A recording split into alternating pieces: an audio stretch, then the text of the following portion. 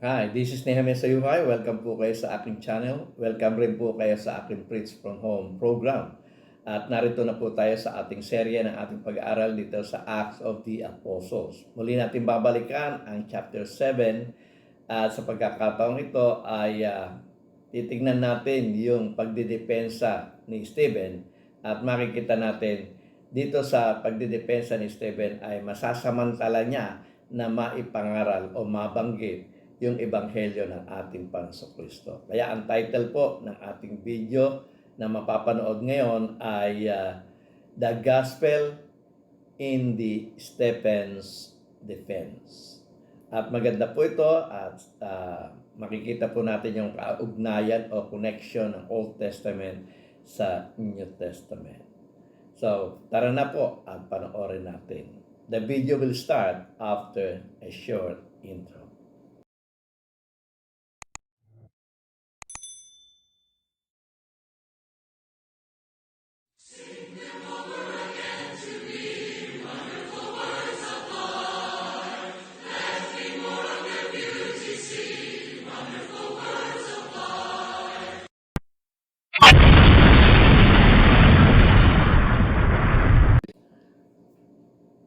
Magandang gabi mga kapatid, muli tayo mag-aral ng banal na salita at sa pagkakataong ito ay tutuloy lang natin po yung ating pag-aaral dito po sa Acts of the Apostles at muli ay babalikan natin yung chapter 7 at dito ay matutunghayan natin na sa kabila ng pagdidepensa ni Stephen ay naisingit niya doon sa kanyang depensa ang Ebanghelyo ng ating Panginoong Jesucristo. Kaya nga ang title ng video ito ay The Gospel in the Defense of Stephen. Kung tatandaan nyo, noong chapter 6 ay itong video pong ito na inyong nakikita ay si Stephen po ay nakipag-debate sa mga leaders ng mga iba't ibang mga sinagoga at sa kanilang pakikipagdebate kay Stephen ay hindi sila nakapanaig, na ipapanalo ni Stephen yung kanyang pakikipagdebate o pakikipagtalo sa mga leaders ng mga sinagoga. At dahil doon ay umiral yung ad hominem, kung saan ay dahil sa hindi nila kayang talunin si Stephen sa pakikipagtalo ay gumawa sila ng mga saksing sinungaling at si Stephen po ay kanilang sinunggaban at dinala sa Sanhedrin upang siya ay ihabla, at bigyan siya ng mga false charges. At siyempre, kinakailangan ipagtanggol ni Stephen ang kanyang sarili at dun sa susunod na video na ating pong napanood na nakaraan ay yun na po, ang title po ay Defense of Stephen at dito naman po ay ipinagtanggol ni Stephen ang kanyang sarili. At sa pagkakataong ito, itong video pong ating gagawin ay ipakikita natin na sa panahon na si Stephen po ay nagdidepensa ng kanyang sarili ay naisingit niya yung ebanghelyo ng ating Panginoong Kristo. At ganito po ang ating matutunghayan. Muli natin babalikan ng chapter 7 at yung pong depensa ni Stephen ay muli nating babasahin. Pero hindi na po lahat. Tatalon-talon tayo doon sa mga versikulo para sa ganoon ay hindi naman masyadong humaba yung ating pong presentation. Ang focus natin dito ay maipakita yung ebanghelyo sa loob ng depensa ni Stephen. At ganito po ang ating mabasa sa verse 2 ng chapter 7. To this he replied, Brothers and fathers, listen to me. The God of glory appeared to our father Abraham while he was still in Mesopotamia before he lived in Haran. Sa chapter 5, sa verse 5, ganito po ang ating mabasa. He gave him no inheritance here, not even enough ground to set his foot on. But God promised him that he and his descendants after him would possess the land even though at the time Abraham had no child. Noong panahon na wala pa namang anak si Abraham, ay sinabi na ng Panginoon sa kanya, may pangako ang Panginoon sa kanya. Sinabi na yung kanyang magiging binhi, magiging lahi, yung kanyang mga descendants ay ay aariin yung land of Canaan. At yan ay pangako ng Diyos. No? At yung pangako ng Diyos na yan ay yung detalye ay mababasa natin doon sa Genesis chapter 12 verse 1 to 3 at NIV na rin po ang aking babasahin at ganito po ang ating mababasa. The Lord had said to Abraham, "Go from your country, your people, and your father's household to the land I will show you. I will make you into a great nation, and I will bless you. I will make your name great, and you will be a blessing.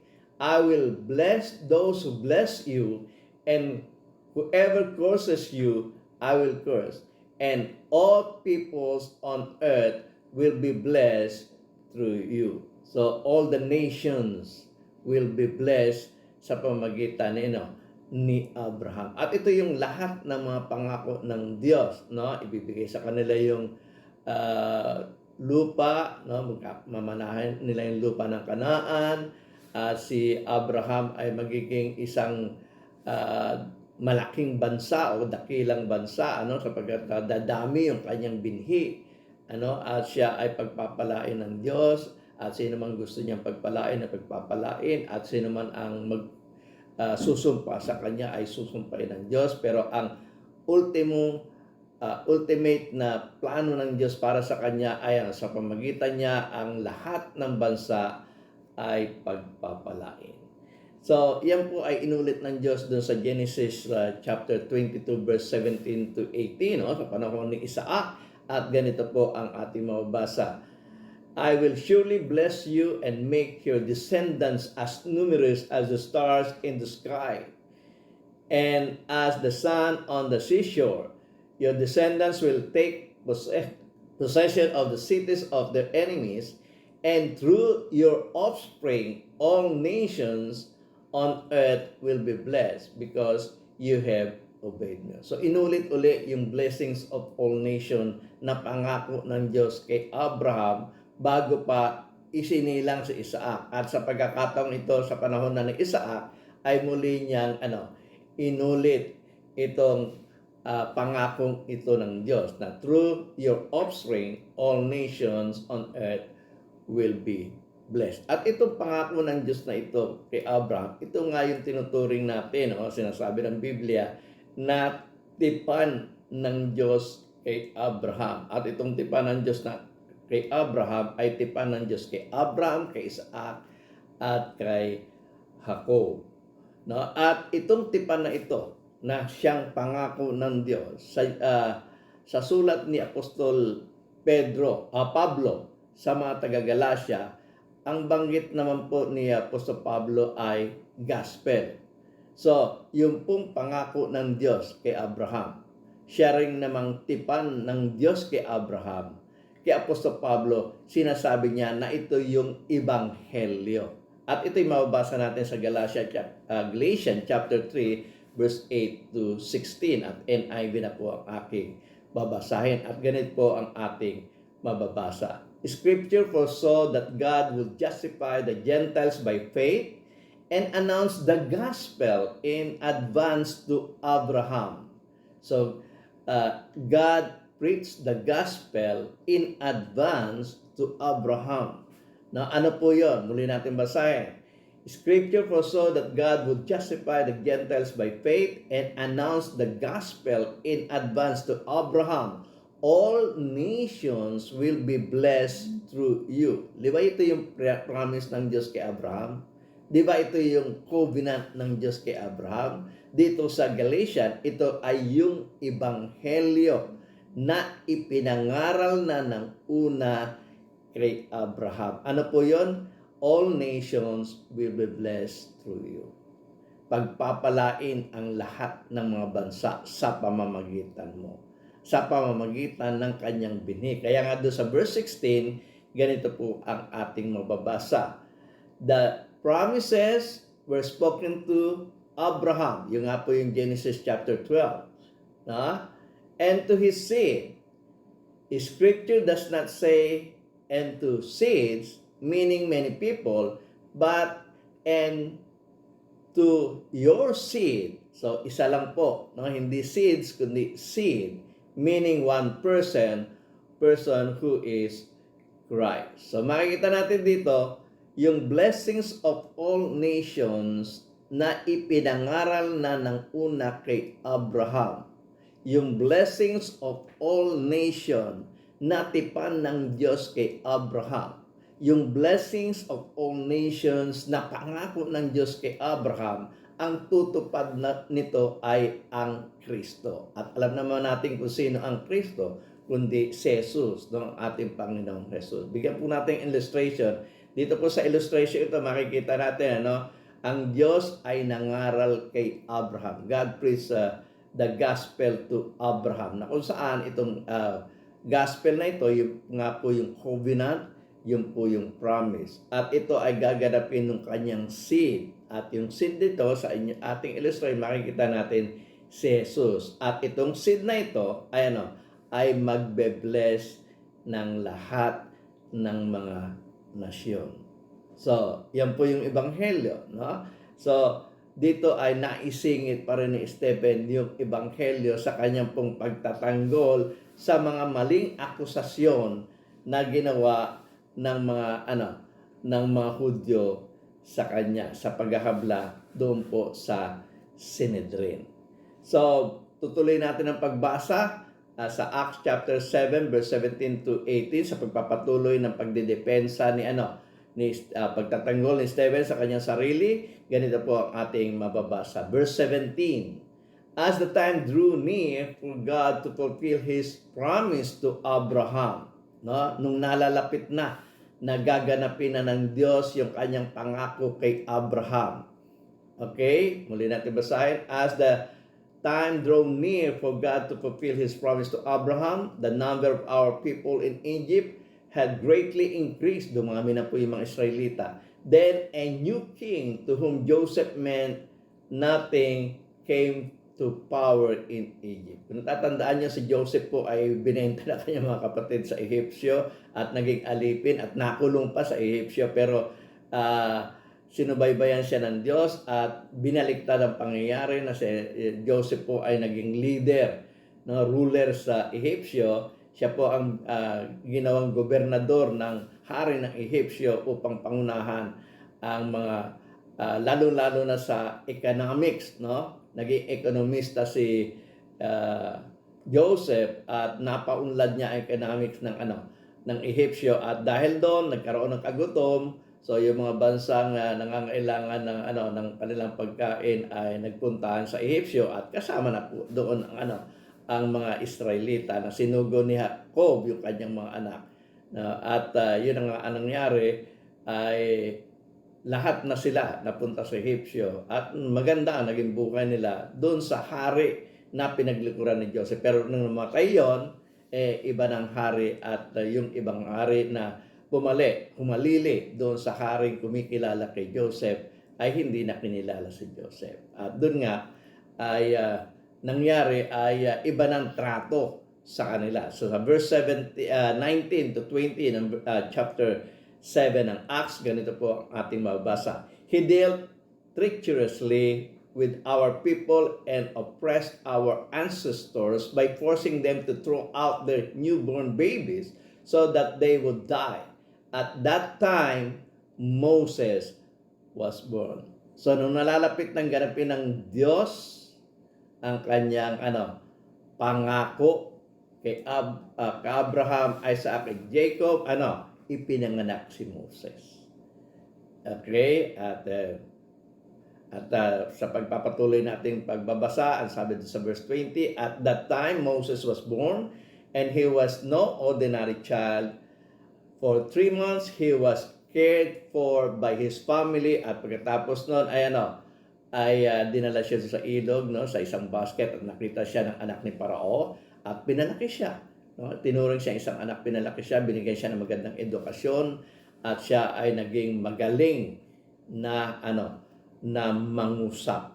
No? At ang pangyayari ay after 40 years, no, nung naging 40 years old na siya, ay nagkaroon siya ng puso doon sa kanyang mga kababayan.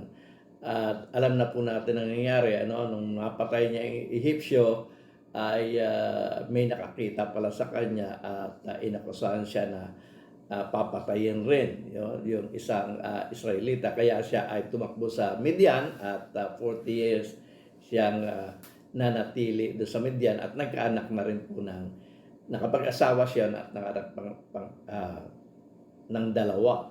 No? At after 40 years again, no, 80 years old na dito si Moses, ito ay mababasa natin dito sa 30 and 32. Ganito po ang ating mababasa. After 40 years had passed, no, nung siya ay manirahan sa Midian, an angel appeared to Moses in the flames of burning bush in the desert near Mount Sinai. Alam natin yung pangyayari ito. Ito yung pagbibigay ng tipan kay Moses at pagbibigay rin ng 10 commandments sa kanya sa bundok ng Sinai. At ito yung pangyayari. After 40 years had passed, an angel appeared to Moses in the flames of the burning bush in the desert near Mount Sinai. When he saw this, he was amazed at the sight. As he went over to get a closer look, he heard the Lord say, nag-introduce ang Diyos sa kanya, nung siya ay lumalapit na doon sa burning bush. At ito yung introduction ng Diyos sa kanya. Sa verse 32, ang sabi, I am God of your father, of your fathers, the God of Abraham, Isaac, and Jacob. Moses trembled with fear and did not dare to look. So magpakilala ang Diyos sa kanya na ako ang Diyos ng iyong mga ninuno, ang Diyos ng iyong mga magulang na si Abraham, Isaac, at Jacob. So nangatog si Moses at syempre takot siyang tignan yung ang Diyos na nagsasalita sa kanya. Sa 33 to 34 ng chapter 7, sa pagpapatuloy ng pagdidepensa ni Stephen ay ganito ang ating mabasa. Then the Lord said to him, take off your sandals, for the place where you are standing is holy ground. I have indeed seen the oppression of my people in Egypt. I have heard their groaning and have come down to set them free.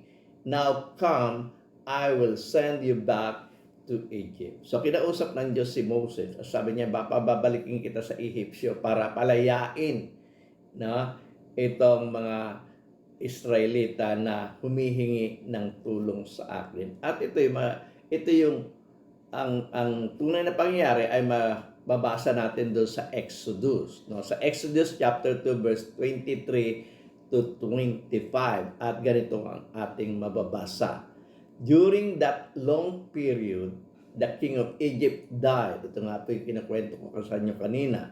The Israelites groaned in their slavery and cried out, and their cry for help because of their slavery went up to God.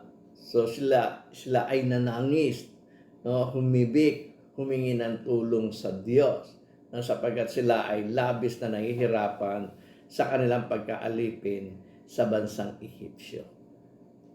At sa verse 24, ganito po ang ating mababasa. God heard their groaning and remembered His covenant with Abraham, Isaac, and Jacob. So God looked unto Israelites and was concerned about him. Bakit naging concern ang Diyos sa mga Israelita? Bakit sila ay kinilala ng Diyos? Ang sabi po, naalala ng Diyos ang kanyang tipan kay Abraham, kay Isaac, at kay Jacob. At yan yung makikita natin din sa illustration. Bigyan natin illustration. Yung God na ay may naalala. Nung ang mga Israelita ay umiyak, nanangis sa Diyos. Sabi, the Israelites groaned in their slavery and cried out, and their cry for help because of their slavery went up to God. So nakarating sa Diyos yung kanilang hibik, at nung nakarating sa Diyos ang kanilang hibik, ano ang naalala ng Diyos? Naalala niya yung kanyang covenant. Naalala niya yung kanyang pangako. At sabi nga ni Apostol Pablo, yung ebanghelyo na kanyang ipinangaral kay Abraham. No? So naalala ng Diyos yung kanyang tipan kay Abraham, kay Isaac, kay Jacob, no? At yun yung may kinalaman doon sa pagmamana nila ng lupa, at si Abraham ay magiging isang malaking bansa at ang lahat ng mga bansa ay pagpapalain sa pamamagitan niya.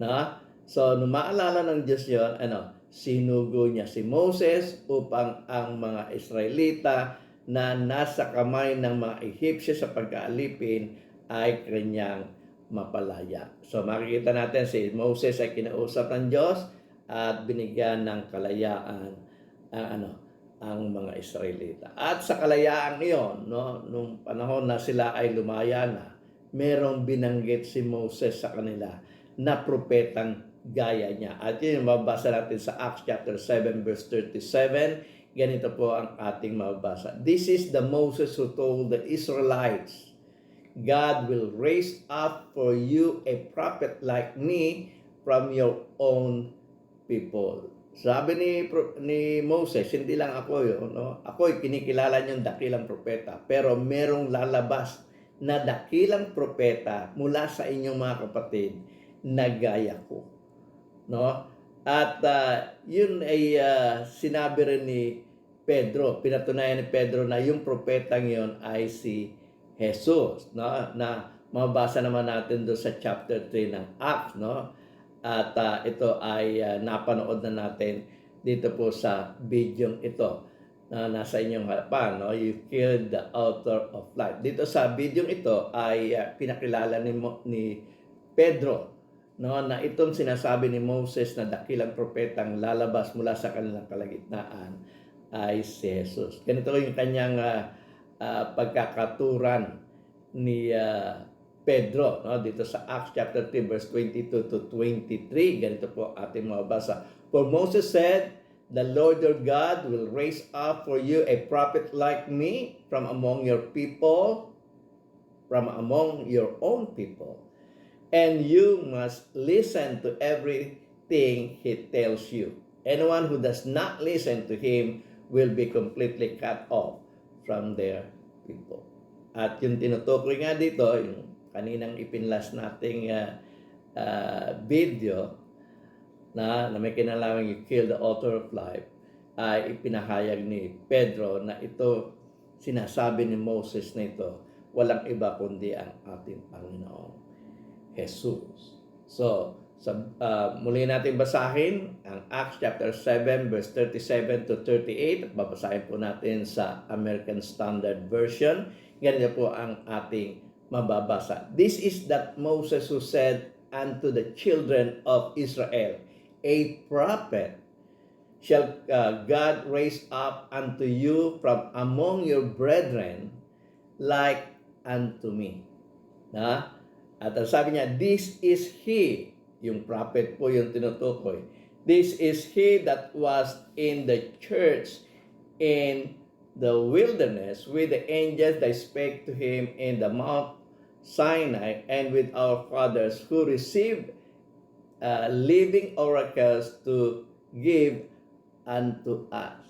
So dito sa pagtatanggol ni Stephen, sa patuloy niya ng pagtatanggol, sinabi niya yung propetang sinasabi ni Moses ay kasama nila doon sa sa iglesia sa ilang. Kasama na nila itong propetang ito. No, katunayan ay yan ay sinusugan ni Apostol Pablo sa kanyang mga sulat sa mga taga-Korinto, yung kanyang unang sulat, at yun yung mababasa natin sa 1 Corinthians chapter 10 verse 1 to 4. At NIV na po ang ating babasahin. Ang sabi po ng banal na kasulatan ay ganito. For I do not want you to be ignorant of the fact, brothers and sisters, that our ancestors were all under the cloud and that they all passed through the sea. They were all baptized into Moses in the cloud and in the sea. They all eat the same spiritual food. Ibig sabihin, they all eat spiritual food like us. So they all eat the same spiritual food and drank the same spiritual drink. No, for they drank from the spiritual rock that accompanied them, and that rock was Christ. So si Apostol Pablo ay nagpatunay rin na naandun na nga si Jesus, no, sa kanila kapulungan nung panahon ng na naandun sila sa wilderness. At yung bato na sumusunod sa kanila, no, nakasama nila, ang sabi ni Pablo, ito nga ay ang Christ. So, tama si Pablo doon. Kaya nga doon sa Greek word na ginamit doon sa na sinasabi na this is he that was in the church in the wilderness. Ang pagkakasulat po sa Grego ay ganito: Hotus esten ho genomenos ente ecclesia ente eremo. Muli kung babasahin, medyo nabulot po tayo dahil hindi naman tayo talaga Greek speaking. So muli kung babasahin, ang sabi, Hotos esten ho genomenos ente ecclesia ente eremo. So siya po yung nasa iglesia sa ilang. At yung iglesia sa ilang, sabi, ecclesia ente eremo. So kasama na nila itong propetang sinasabi ni Moses na propetang gaya niya sa ilang. At alam natin, ito yung Kristo, at doon sa Acts chapter 3, pinatunayan na ang Kristong ito ay si Jesus. No? Sa Acts chapter 7, verse 51 to 53, sa pagpapatuloy ng pagdedepensa ni Stephen, ganito po ang ating mabasa. You stiff-necked people, your hearts and ears are still uncircumcised. You are just like your ancestors. You always resist the Holy Spirit. Was there ever a prophet your ancestor did not persecute? Meron ba kayo nababalitaan na propeta na hindi pinersecute ng inyong magulang? Sabi ni Stephen. Tuloy natin pagbasa. Was there ever a prophet your ancestor did not persecute? They even killed those who predicted the coming of the righteous one. And now you have betrayed and murdered him. You who have received the law that was given through angels but have not obeyed him. So sa kanyang pagdidepensa, siya na nga po yung umaatake. Katunayan, kung titignan po natin tungkol sa fair judgment, no? Nanalo niya, naipanalo niya yung kanyang kaso, no? Na pasinungalingan niya yung maling mga paratang, at yung mga maling paratang ay ipinaparatang niya ngayon doon sa mga umaakusa sa kanya. So kung titignan natin, nanalo sana si Stephen, pero hindi niya naipanalo dahil ikinagalit ito ng mga Sinedrin. At ganito ang ating mabasa sa Acts chapter 7 verse 54 to 56. Ganito po ang ating mababasa. When the members of the Sinedrin heard this, no? Nung marinig ng mga Sinedrin na baliktad na ang pangyayari, na yung hinahabla nila, no, yung nililitis nila dito po sa Sinedrin ay siya namang umaatake sa kanila, hindi nila nagustuhan yung kanilang mga narinig. At ganito po ating mabasa. When the members of the Sanhedrin heard this, they were furious and grasped their teeth at him. But Stephen, full of the Holy Spirit, looked up to heaven and saw the glory of God and Jesus standing at the right hand of God. Look, he said, I see heaven open and the Son of Man standing at the right hand of God. So, nagalit yung mga Sinedrin. At syempre, kung nagalit sila, no, at ayaw na nilang mapakinggan yung pag-aatake sa kanila ni Stephen, Ayaw na lang so tinakpan nila yung kanilang mga tenga at naglakas ng kanilang boses at sinunggaban si Stephen at kinaladkad sa labas at siya ay binato. Ganito ang mabasa natin doon sa Acts chapter 7 verse 57 to 60. Ganito po ang ating mababasa. As at this they covered their ears and yelling at the top of their voices, they all rushed at him, dragged him out of the city and began to stone him. Meanwhile, the witnesses laid their coats at the feet of a young man named Saul. So naandun na si Pablo, na ang tunay niyang pangalan ay Saulo at naging Pablo, at siya nga po yung nag-supervise dito po sa pagbabato kay Stephen. Isa po siyang Pariseo, nangangahulugan siya po ay member ng Sinedrin. Muli kong babasahin, ang sabi po ng banal na kasulatan ay ganito. At this, they covered their ears and yelling at the top of their voices, they all rushed at him, dragged him out of the city and began to stone him. Meanwhile, the witnesses laid their coats at the feet of a young man named Saul. While they were stoning him, Stephen prayed, Lord Jesus, receive my spirit. Then he fell on his knees and cried out, Lord, do not hold this sin against them. When he had said this, he fell asleep.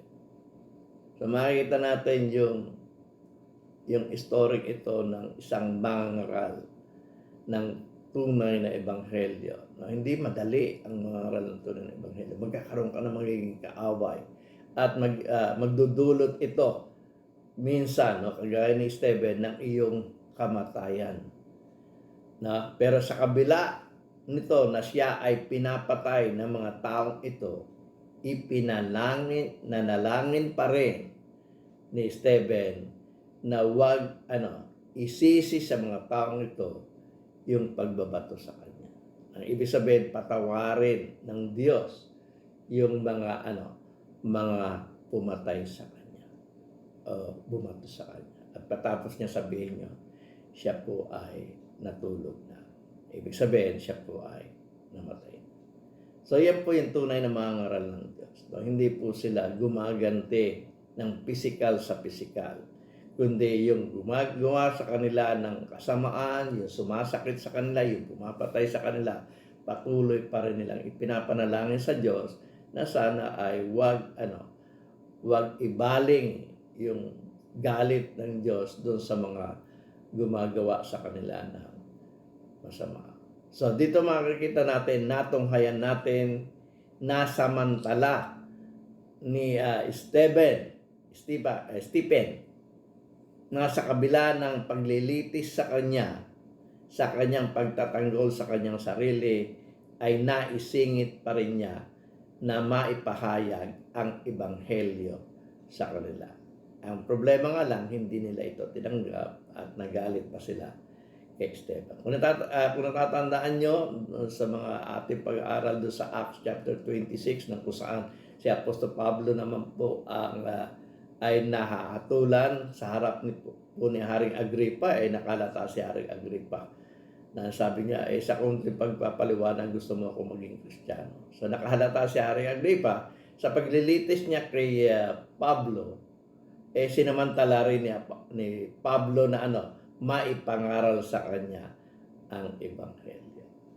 So yun po yung pangyayari ito. At sana po ay may natutunan tayo na morally, may natutunan tayo na sa karakter nito ni Stephen, sa kabila na masama ang ginawa sa kanya ng mga taong ito, ay ipinapanalangin pa rin niya na wag isisi.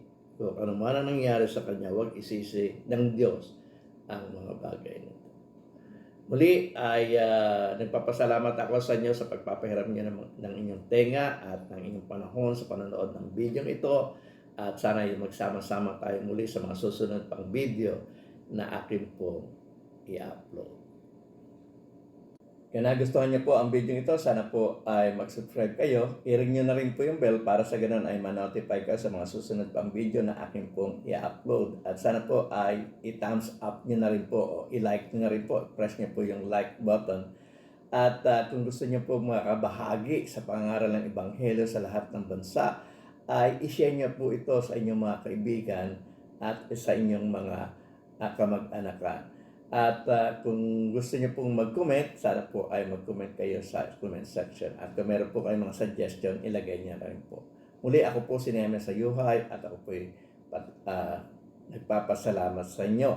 At sana po ay pindutin niyo na rin po itong mga video ito na sa inyong harapan. At kung gusto niyo mag-subscribe, pindutin niyo po itong bilog na sa akin pong likuran. Muli, maraming salamat po.